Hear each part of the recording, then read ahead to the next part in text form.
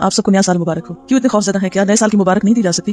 مبارک کا مطلب کیا ہے کہ اللہ تعالیٰ آپ کے لیے یہ سال اور اس موقع پر اس لیے کہ ہم عملاً عیسوی سال استعمال کرتے ہیں یا اعتبار سے خاص دعا کرنا، خاص نیکی کے کاموں کے ہدف مقرر کرنا، اس میں کوئی بات نہیں ہے. ایک اور بات یہ ہے کہ سورج اور چاند دونوں اللہ کی نشانیوں میں سے ہیں، دونوں ہی اللہ تعالیٰ نے بنائے.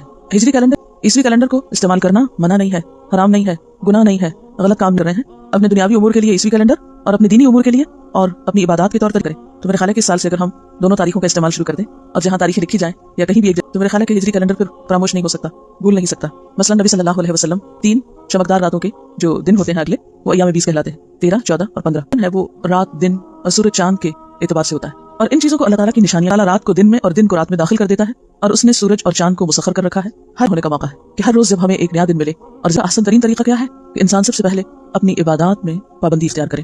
یسألونک عن الاہلہ قل ہی مواقیت للناس، لوگوں کے لیے ٹائم بتانے کے پیمانے ہیں. مواقیت للناس میئرمنٹس آف ٹائم ہے. والحج، اور حج کا وقت معلوم کرنے کا.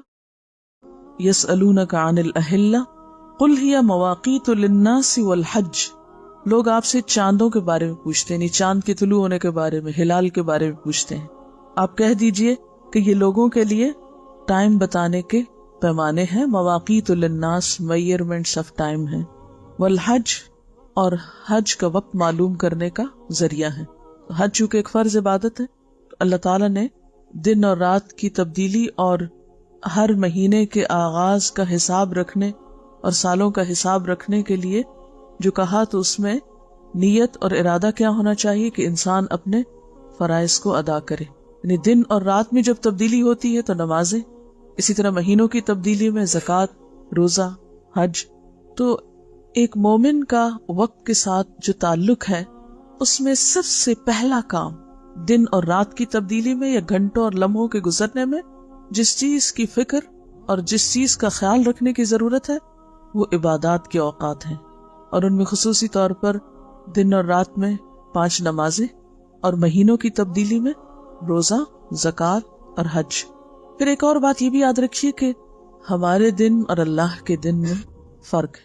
وَإِنَّ يَوْمًا عِنْدَ رَبِّكَ كَأَلْفِ سَنَةٍ مِّمَّا تَعُدُّونَ، اور بے شک تیرے رب کے ہاں ایک دن 1000 سال کے برابر ہے جو تم گنتے ہو. ایک اور جگہ پہ فرمایا تعرج الملائکۃ والروح الیہ فی یوم کان مقدارہ 50,000 سنہ، فرشتے اور روح یعنی جبریل امین اس کی طرف چڑھتے ہیں ایک ایسے دن میں جس کی مقدار 50,000 سال کے برابر ہے. تو یہ جو دن اور رات ہیں یا یہ جو اوقات کے پیمانے ہیں، یہ صرف اس دنیا کے لیے ہے. جب انسان کی موت آ جاتی ہے اور اس کی روح پرواز کر جاتی ہے، اس کا تعلق زمین کی بجائے آسمانوں سے ہو جاتا ہے، تو پھر وہ اس ٹائم سے آگے نکل جاتا ہے، وہ ایک اور ٹائم میں داخل ہو جاتا ہے. ایک ہے ہمارا ماضی، ایک وہ ہے جو اس وقت ہے ہمارے پاس، اور ایک ہے ہمارا فیوچر. اور ہمارے فیوچر میں جو آخرت کا حصہ ہے وہ ٹائم لیس ہے، ان لمیٹڈ، وہ کبھی نہ ختم ہونے والا ہے. اور اس کے مقابلے میں یہ دنیا کا وقت جو ہے، قیامت کے دن لوگ جا کر کیا کہیں گے؟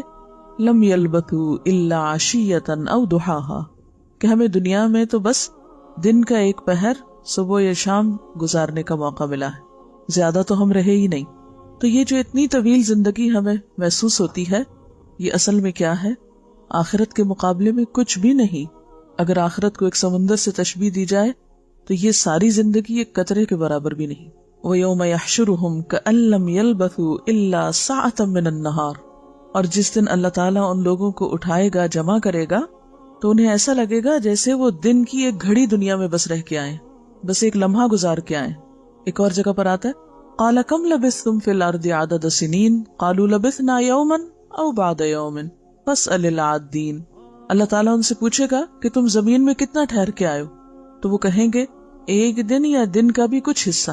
یعنی وہاں جا کر اس زندگی یا اس دنیا کے ٹائم کا بھی صحیح اندازہ نہ ہو سکے گا، کیونکہ انسان کے سامنے اب ایک ایسی زندگی ہے جسے کبھی ختم نہیں ہونا، اینڈ لیس. اس لیے فکر اس بات کی کرنی چاہیے کہ وہ زندگی جس کی خوشیاں بھی لامحدود ہیں، نہ ختم ہونے والی، اور جس کے غم بھی پھر کبھی نہ ختم ہونے والے ہیں، اس کے لیے کچھ کرنے کی فکر کی جائے. اور اس زندگی کے وقت کو کاٹا نہ جائے، ضائع نہ کیا جائے، بلکہ مفید سے مفید کاموں میں گزارا جائے. کیونکہ جب موت آ جائے گی تو ایک لمحے کا بھی اضافہ نہ ہو سکے گا. وَلَن يُؤَخِّرَ اللَّهُ نَفْسًا إِذَا جَاءَ أَجَلُهَا، اور اللہ تعالیٰ کسی شخص کو ہرگز مہلت نہ دے گا جب اس کی موت کا وقت آ جائے گا.